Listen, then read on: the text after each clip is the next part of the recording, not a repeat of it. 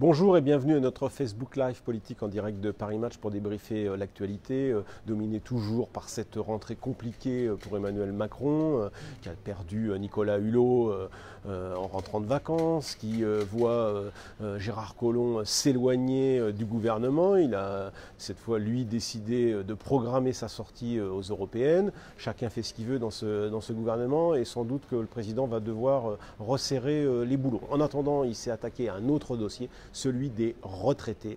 C'est son talon d'Achille.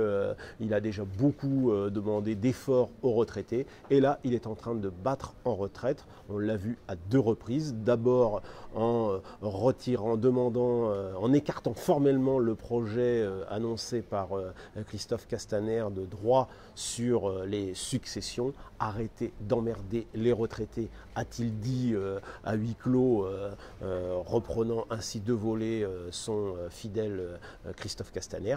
Et puis le dernier geste, c'est celui qui a été annoncé sur France Inter par Édouard Philippe, un geste financier destiné à 300 000 retraités qui seront épargnés par la hausse de CSG en 2019. Ça représentera grosso modo 350 millions pour le budget de l'État, un geste pas suffisant, pas assez, disent certains. En tous les cas, c'est un geste, preuve que le gouvernement et surtout le président prend conscience qu'il a sans doute trop demandé à des retraités qui avaient pourtant voté pour lui en masse au second tour. Ces mesures suffiront-elles à rassurer cet électorat ?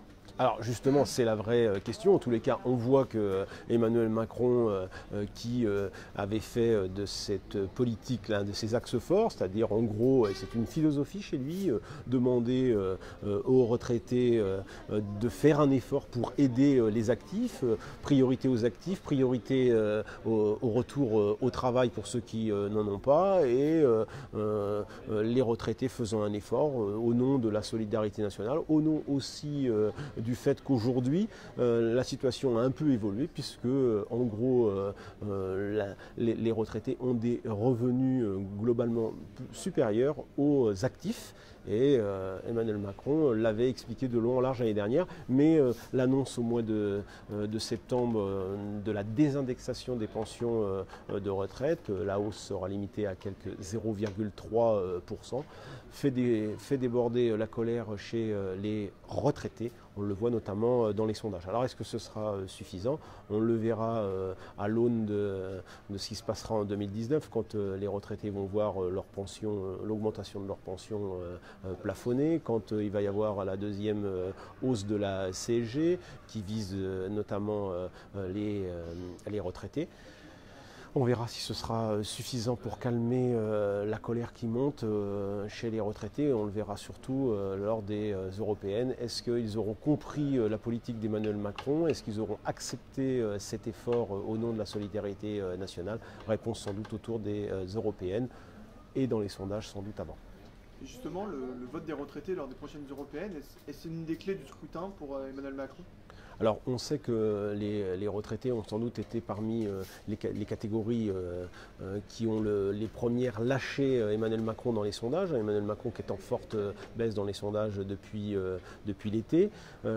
Jusqu'à la fin de l'année dernière, finalement, ils n'avaient pas trop lâché le président. Et puis aujourd'hui, comme beaucoup d'autres catégories, il y a eu un effondrement du soutien présidentiel de la part des retraités. Aujourd'hui, grosso modo, il y a à peu près 30%, un petit peu moins 30% des retraités, suivant les enquêtes d'opinion, si je prends celle de l'IFOP notamment, on verra un petit 30%, petit tiers de retraités qui soutiennent encore l'action du chef de l'État. C'est en dessous du niveau national. Donc on voit bien qu'il y a la volonté chez le président de la République peut-être de faire un geste, de battre en retraite un peu en quelque sorte sur les efforts demandés aux retraités pour essayer de calmer le jeu et peut-être, même si ce n'est jamais dit, calmer le jeu avant les européennes du 26 mai prochain.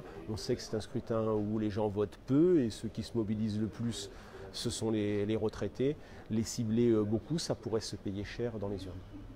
Merci beaucoup.